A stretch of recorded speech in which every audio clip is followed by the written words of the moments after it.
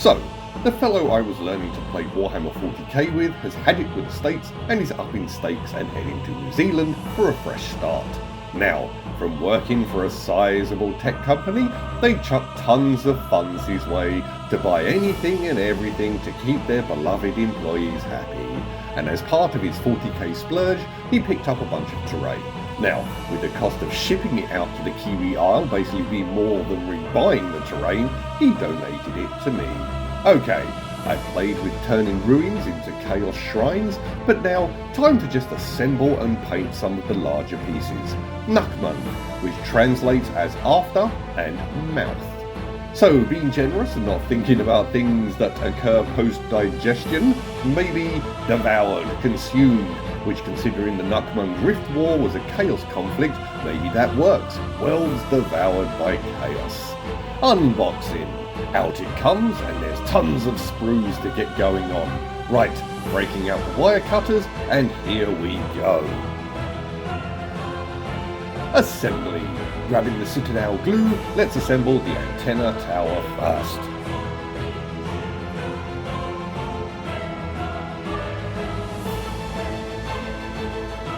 Next, the big landing pad, the platform structure, the volcano layer access, the underground base entry point. Get everything free and then using an X-Acto to trim off some of the mould lines and nubs.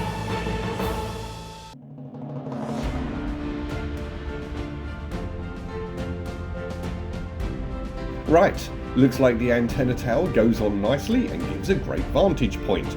Not quite tall enough to have the first platform, the larger one, offer some plunging fire, but there may be a solution. Next up, the industrial shacks. Cut them off to sprues, trim off the lines, and assemble.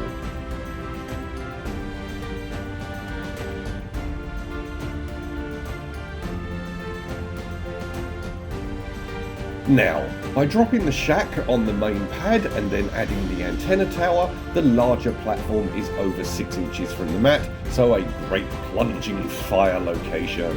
And then breaking out the Mr. Dissolved putty because there's a few gaps here and there that I need to fill in. Dab an old brush into the goop and paint it into the gaps, smooth it out and let it dry. Now, colour.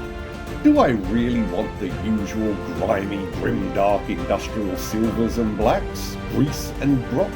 Nah. What about old and battered, derelict, rusty and decrepit? Nah. My Krieg and Blood Angels have sand bases gathered from my many climbing trips to Red Rocks, Nevada, and my wargaming mat also follows that desert style, so I'm going to continue with that theme.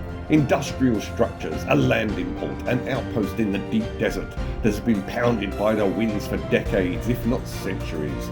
The walls are now coated in a layer of encrusted dust and fine sand, making the machines and buildings appear as if they have somehow grown from the dunes themselves. Okay, off to the old hiking boot box and give them all a blast of Citadel colour Wraithbone to prime them. Back to assembly. Some more of the rectangular shacks, another antenna tower, and next up the radar dish stroke broadcast array. Trim it from the sprues and assemble.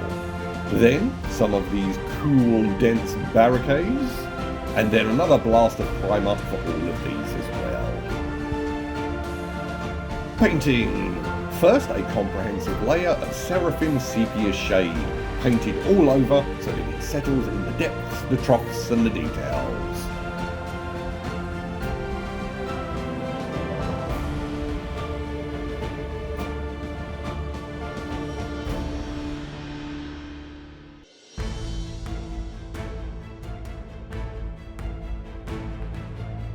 Breaking out a pot of Screaming Skull, dip a dry brush into it and then dance it across everything, catching the raised edges and exposed corners to highlight them.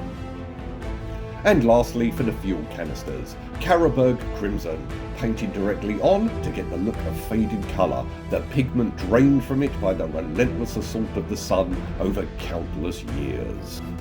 So, here we are, an Imperial outpost, established on a distant moon centuries ago, and it continues to thrive despite the desolation in which it exists. Landing pads provide the chance for refueling to passing spacecraft and access to the vast underground complex that was carved from the bedrock to provide shelter from the forlorn environment. Broadcast arrays contribute to an interstellar network, each serving as a relay to pass on transmissions and allow ready communication throughout the system. Some access points have antenna towers to catch these signals, keeping the ships and the subterranean repair and refueling crews in constant contact and appraised of any dangers that may emerge in the system. Pirates, Xenos, Chaos. The shipping lane at this moon complements is an attractive target to hostile forces. Habitation shacks provide hardened domiciles for those that operate on the surface. The prospectors, scavengers, even pilgrims, seeking self-enlightenment through trial and voyage into the bleak wilderness.